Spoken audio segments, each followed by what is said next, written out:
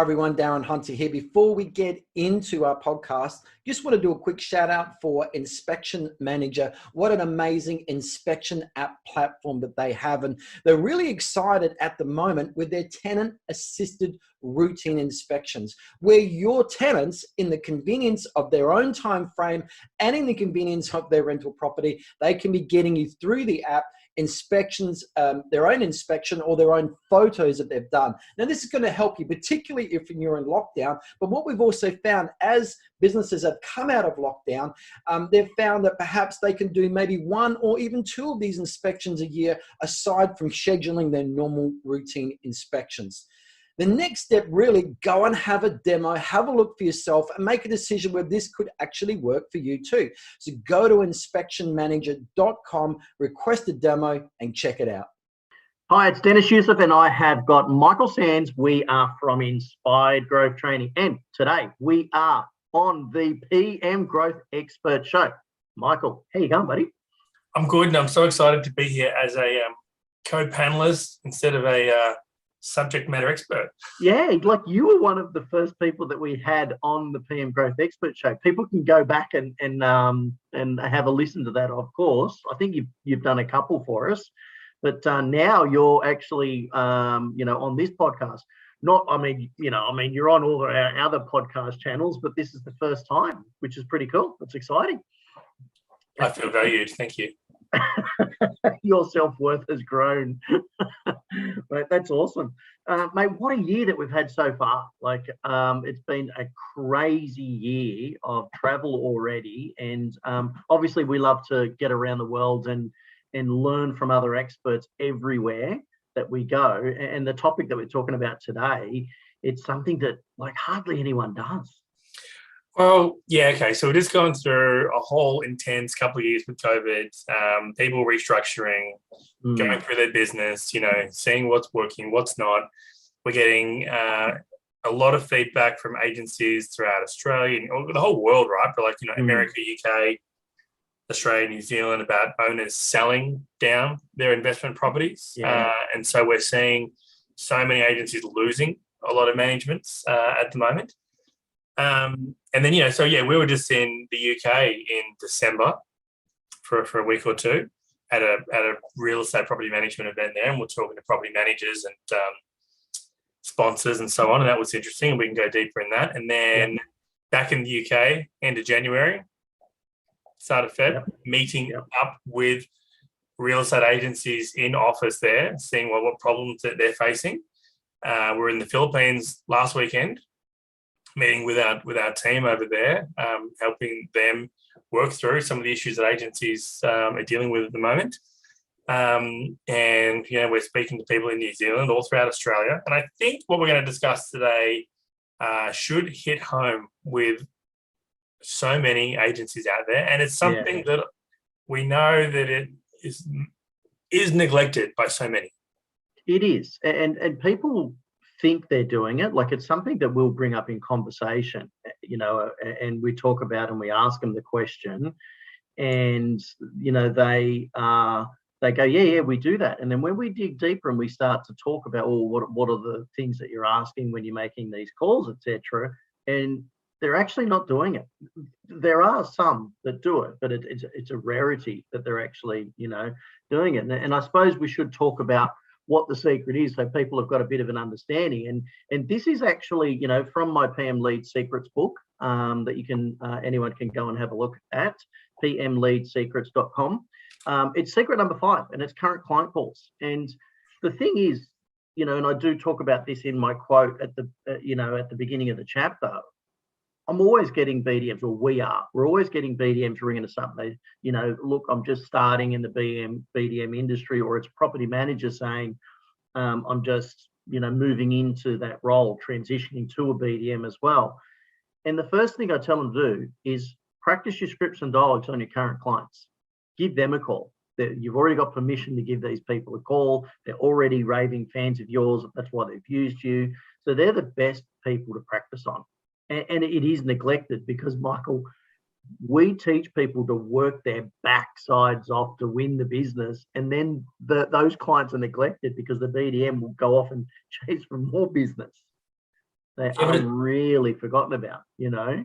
I think too, like when we talk to officers, time is one of the biggest issues that stop property managers and BDMs and support staff and business owners from engaging with their clients. Like we ask agencies, do you contact your clients? Yeah. Oh, yeah, we do. We talk to them when there's maintenance, when there's open for inspection or routine inspection.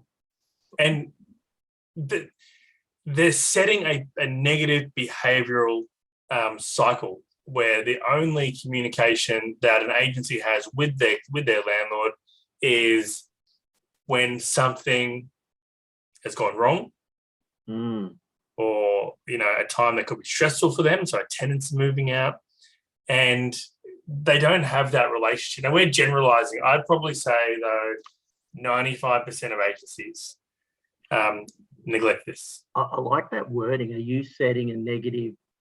Are you setting a negative tone to your clients? Because it's true. Like whenever I saw, my company ringing me, I let it go to voicemail.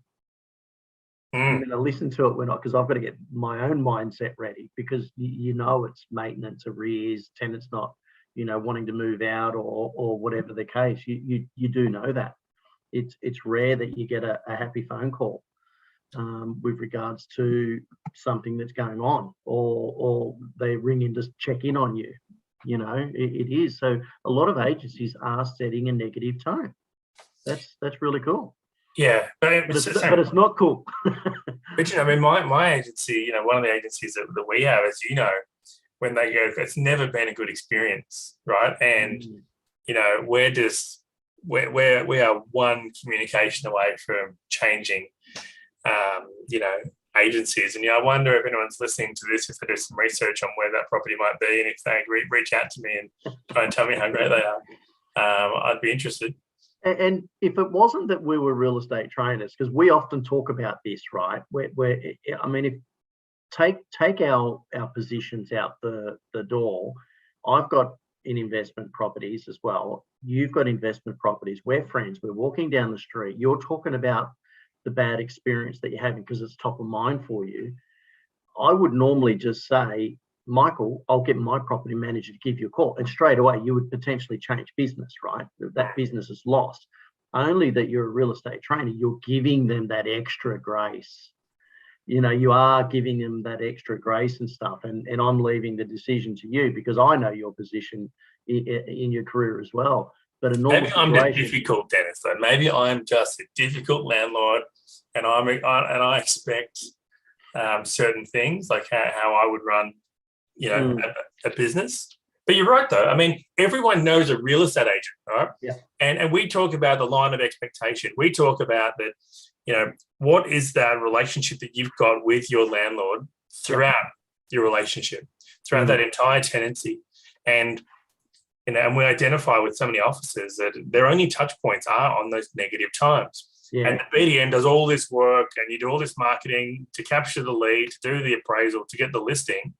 And, the owner, the client, they fall in love with that process. And then throughout that year, you deliver on everything you promised. But, those things like you're not calling them. You may have charged a double admin fee, or you didn't invite them to an inspection, or the tenant made a request that, is, so far out of the park that the owner saw, well, you're an expert, like you should deal with this. On reflection of that 12 months, all those negative ones together look like a frustrating year, but on their own, they're okay. And then we discuss, that line of expectation. So what are the things that you're doing with your landlords throughout the year that are above and beyond what you sold them on? Because I guarantee there's, like you said, you've always got a friend that has another property manager that is always somehow better than your property manager. What have you got to do to that landlord says, you know what, they're actually pretty good. They remembered my birthday. They sent me this, funky little pen because they know I have a pen collection. They know that I support the Bombers. They know this. They called me for no reason. They're not bad. Yeah. It's like the Disney experience. We have a session on the Disney experience, don't we? Everyone should go back and listen to that. Yeah. Well, that Disney experience we actually did as a recording. We both did that session for the Inspired Growth 2019 conference. So a lot of our members, they can go and have a listen to that one as well. But that's potentially our next podcast. Is we could talk about that experience. And Michael, I mean, another experience and I'll bring up, but I think it's a definite one to do. It's our haircut experience that we had in the Philippines. So we could mark that one down. So we'll make sure that Darren puts that one down for us, because it's setting that client experience that we could talk about and then bring that back into real estate. Look, we've got a lot of clients that we're training as part of our, the Grow 100 group series that we're doing, the program for our coaching clients. And, calling current clients is something that we have as a line of expectation as coaches for them. We've had some great success with Pat and Mel in New Zealand, where they identified calling their current clients. It was the first strategy we gave them, and over a 12-month period. And we identified over 200 properties that they had in their portfolio. Now, they identified it, and I remember the discussions that we had with them, Michael, is they started calling them and they weren't able to convert them. But we then put a whole dedicated session on different scripts to say, yes, it's great that we've identified that, they made all of these calls. Then we had to wait a couple of months so we could get back into those calls. So you're not calling your current client too often, asking for business and stuff. But we changed the narrative, and it was just giving you a call to say hello. It was, we gave them a couple of different options, because, the days of ringing someone up and saying, hey, it's Deniz here from IGT Realty, Michael, I just wanted to see how things are going. And I wanted to know, do you have any other properties we could manage? It's easy for Michael to say no, because I'm asking. It's easy for you just to say no, but it's not the best lead up question, but I mean, Michael, the script you had, in leading up, you would simply just ask, is there anything we could do better, right? Yeah, I think people need to realise also that if you don't have that relationship with your landlords, don't try and force something. Like you need to have a few touch points. Well, typically you need a few touch points prior to kind of going in for the kill. Yeah. And otherwise, you're calling out of the blue asking for business is going to throw them. I mean, I would call owners, say, hey, Deniz, Michael, IGT Realty, how's everything going? He'd say, good. And then I said, look, there's no real reason for the call today other than just to say, g'day, you can just check, is there anything that you need from me at the moment? Can I be doing anything differently that I'm not already doing? In which case they'll either say, yes, can you do this? Or no, everything's great. Perfect. How's the family? Great. Look, I won't take up any more of your time other than, look, if you know anyone out there that needs help with property management, any questions, please think of me, because I'm happy to help. Yep, perfect, Michael. Thanks, great. I'll do that. And that's it. You're now starting that top of mind. Or you might even have building that. Yeah, it's the beginning of building that relationship, right? Especially, I mean, some of your current clients, you may have not signed them up. You may not have even dealt with before. But there's also that hook that you may want to throw in there. I'm actually doing a series, or I'm doing some rent reviews or some market updates in next month. Is there anything that your property in particular that you want me to drill down on? And I'll come back to you, right? Yeah. Yep. And then it's like, great, okay, another reason to call you back. I'm just calling because, we spoke the other month, you wanted to know some further information. Here's some stats, and it can be a video text message also, but it's just that connecting, having a hook, a reason, letting them know you will be calling them back. Yeah, okay. You could also feed them to your social. Just want to let you know I've started we have a Facebook or an Instagram or a TikTok account or whatever it is, and we're doing regular updates on the market there, and you may be interested to see it. We are being bombarded with so many emails, right? So social media is an easy outlet for them to go to and have a look at, so you could be feeding them to other avenues of your business. But I like how you simplified by asking, and telling them. So you've gotten to know them, you're asking, is there anything you can do better? And then you've got that hook, and then you're feeding them to something. And I suppose when it comes to real estate, you would get people, Michael, that might say, a friend of mine's trying to rent a property. It's okay to help in that avenue because it's showing you're an expert still. or a friend of mine's trying to sell a property, or a friend of mine can't buy a property. You can help in all avenues.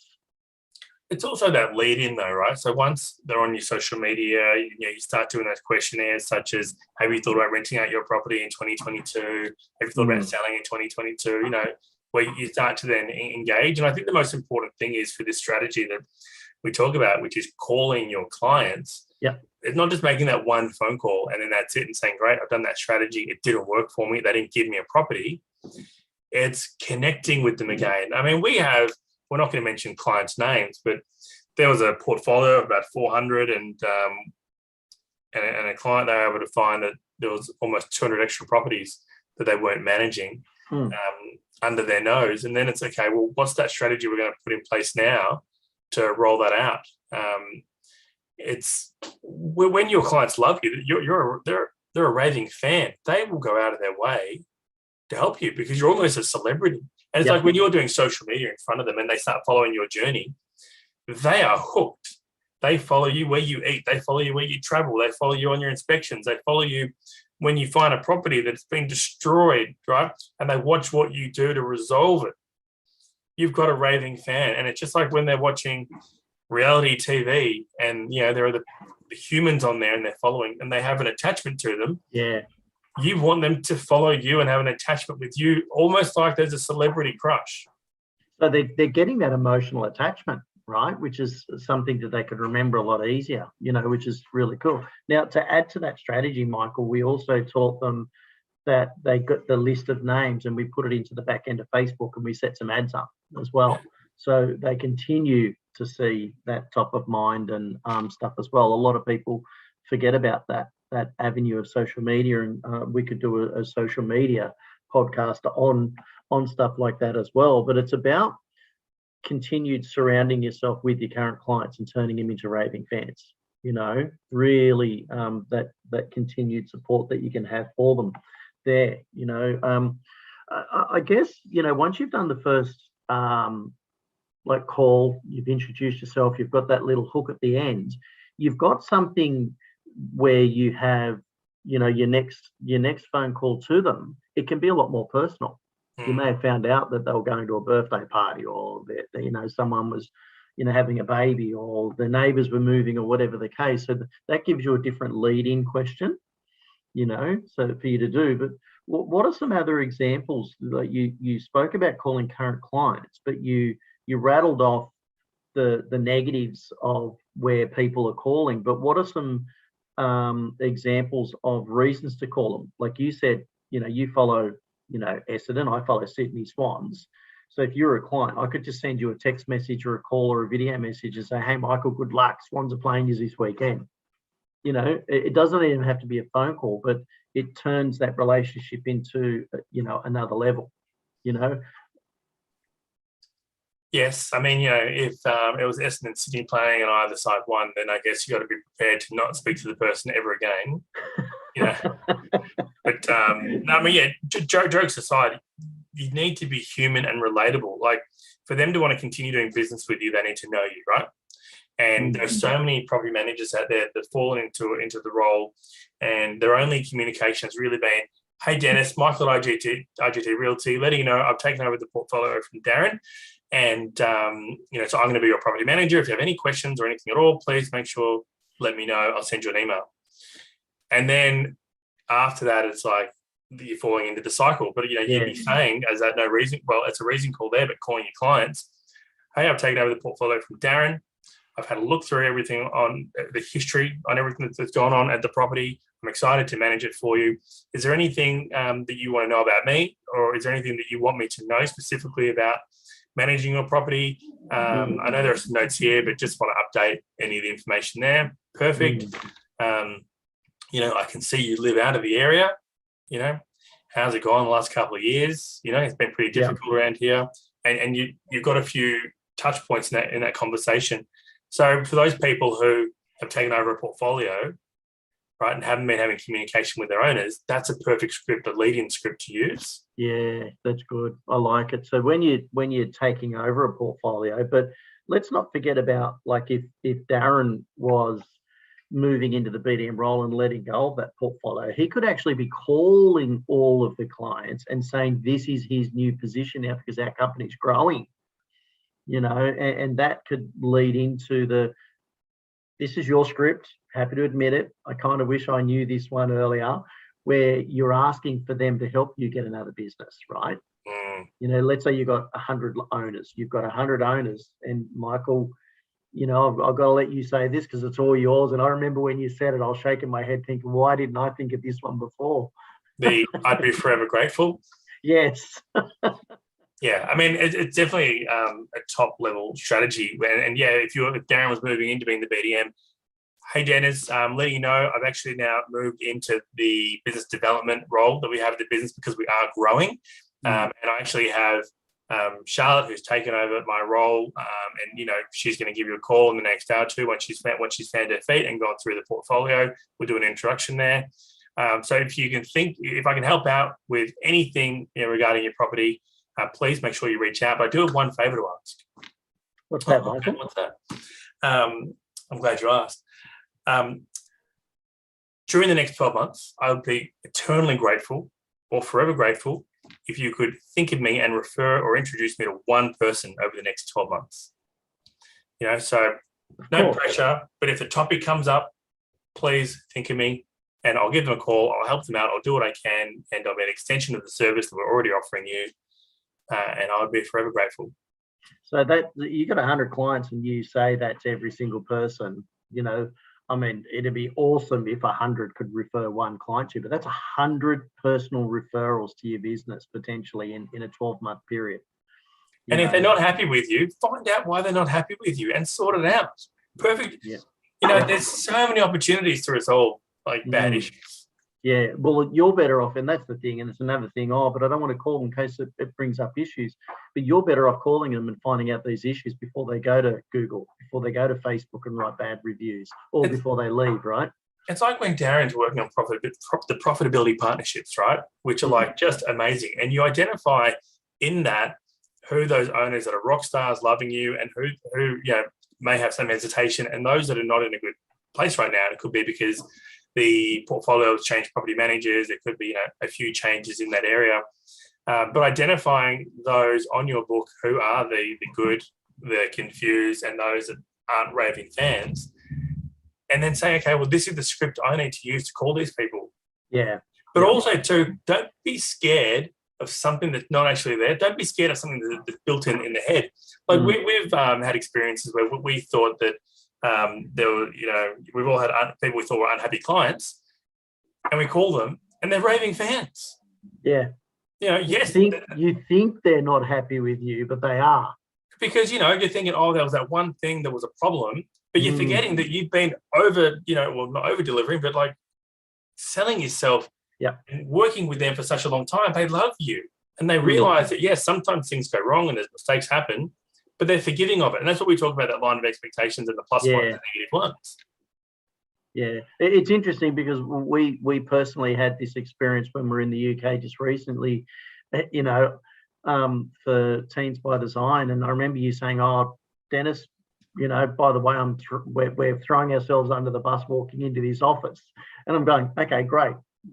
Nice way to introduce me to these clients. And you were thinking that we were going to get in trouble, and we went in there and they had the tea, the coffee, the biscuits. They had everything out for us, ready to go. They took us out for lunch. It was a long lunch. They absolutely loved us because, yes, there was the one issue, but there's so many great issues that were occurring, but we think our highlight is that negative, but they were absolutely raving fans, and they're looking at putting on more clients, right? They want more business.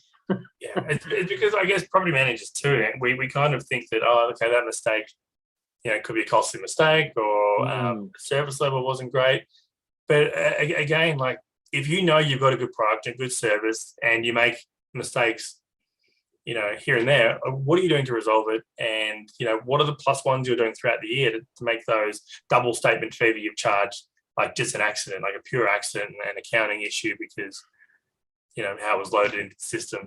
Yeah, it's so true. And that's the thing, property management is very ruthless. You can make one little mistake and you can lose the business. Whereas if you're doing all of these positive things, doing these no reason calls, and that one thing does occur, you would hope that it softens the blow for you, because it gives you that, look, we have been calling you, we have kept in touch with you.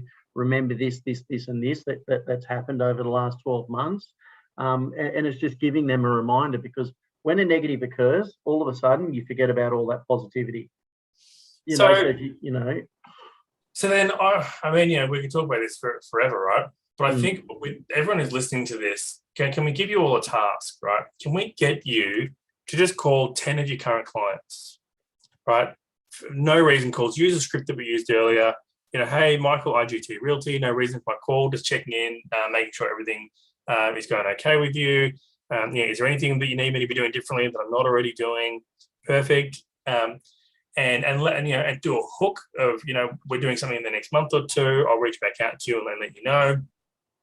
Let us know.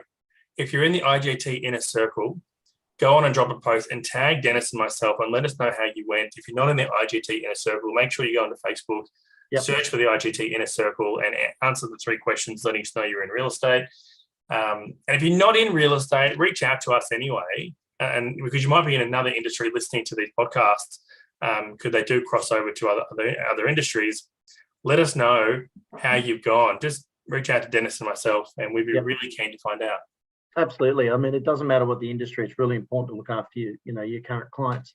Michael, you get your car serviced. They reach out to you. How was your experience with us? Even if you get your carpet cleaned. I bought some new shorts before we went overseas, and I've received an email from the company saying, how were the shorts? Did you like them, etc. And that blew me away. That was, it would have been nice if it was a phone call, but I don't expect them to have the phone call, but an email is better than nothing. And it is really important that customer service today, especially when there's so much fee hunting going on, we need to be that raving fan. It doesn't matter if someone refers business to you. If Michael, if you were to refer a coffee shop for me, I'm still going to go online and look up the Google reviews and suss that myself, because I'm it's based on you, but you still get that vibe and feel. So when these people are being referred to you, they're still going to do the homework. So it's important that you are looking after your current clients, so they see a lot of amazing reviews around you, and then they get that trust based on it. So wrapping this up, Michael, I was only talking to a client a couple of weeks ago, and they're relatively new. They're part of the IGT Success program, which is very similar to the Grow 100 program that we do with our coaching clients. And they started with us, I think it was about last August, and they've got about 60 properties under their belt. And I threw it back at them to call their current clients, and they identified, I think it was about 15 new business that they had from from their existing clients already, and they're not even 12 months into the program. It's huge. Because you go to someone's house and you're pitching for the business, but you forget to ask if they've got other properties as well. Yes, we should be asking, do you have any other properties that we could help you with at sign up, or should be one of the first questions. Yeah, or during the process. But sometimes we forget, or they're not comfortable to tell you because they haven't got that trust. So making these calls is so important on a lot more levels than we know. Inspired Growth Training, we do this to our members. They get a call at 3 month, the 6 month, the 9 month, the 12 month. We're touching base with them all the time. So it's really important that that our members and non-members and anyone listening does this as well. Michael, when we went to England, podcast, such an important thing, and it's another topic that we could cover. We had quite a few people say, like, we were a sponsor stand, and they're going, hang on a minute, we listened to your podcast. Yeah. Which was cool, right? It's really cool because they then listened to what we had to say, which was really good. And it's all about marketing. So, maybe that's another topic that we can put down, is doing your own podcast. And I think we'll get Darren in as the expert on that one as well. But call your current clients. It is super important. It's not just important. We work so hard at winning that business. Now let's work as hard in keeping that business. I know. Focus has to go there. Has to go there. Yeah, it really does. And again, like Michael said, roughly it's around 95% of the people that we speak with, they're not doing this. They're not doing these no reason calls. They're not calling their current clients asking for help. And they're not giving them a call and building relationship. It's all about connecting with people. Michael, we covered so much. We could easily keep talking about it and giving other examples and stuff, but I think we've given some really good food and energy away for people on this one. Yeah, I agree. We're going to let people digest it now. So do that challenge that we mentioned before. Let us know. And thanks everyone. It's been a great session. Yeah, awesome. And if anyone wants to get more information on on some of the secrets, that was secret number 5 in my book, pmleadsecrets.com. You can go through and have a look at that. It's free. All you have to do is pay for postage. Within Australia, it's $9.97. It's under $20 if it needs to go overseas. But have a look at that. And Michael, once again, thank you very much for being on board for your first session, right, with the PM Growth Expert Show as a panelist. This is awesome. Thank you. Thanks, everyone, and see you next time. Bye.